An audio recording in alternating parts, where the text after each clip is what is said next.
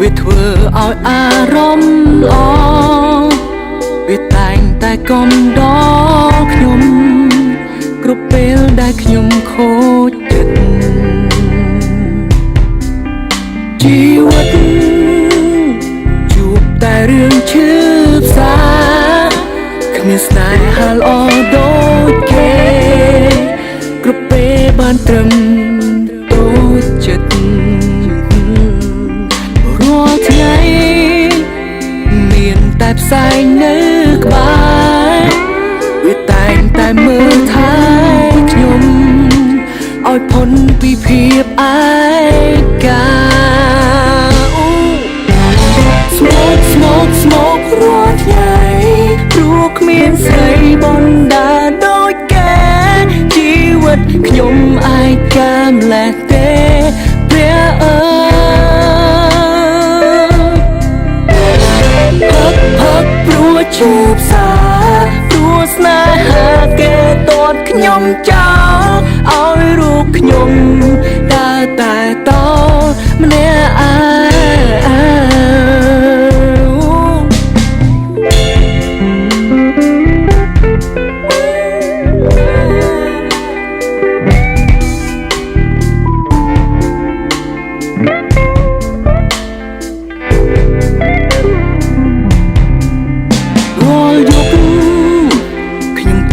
អង្គុយក្នុងក្លឹប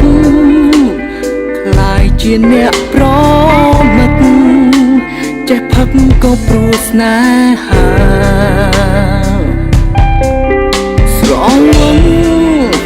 ស្រវឹងទើបខ្ញុំសប្បាយធ្វើឲ្យខ្ញុំលែងខ្វល់ខ្វាយបោះខ្វាយនឹងរឿងស្នេហា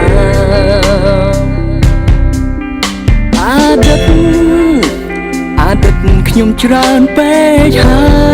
យគ្មានស្រីណាត្រូវការឡើយ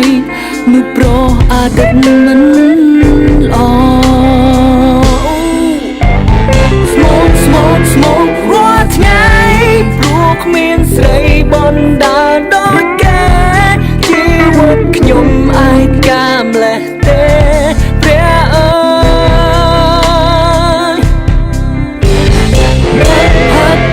ឈឺផ្សាព្រោះស្នេហាគេតតខ្ញុំចោលឲ្យរូបខ្ញុំដើរតែតម្នាក់ឯងខូចចិត្តខ្ញុំក៏ផឹកសប្បាយចិត្តក៏ផឹកខ្ញុំផឹករៀងរាល់ថ្ងៃ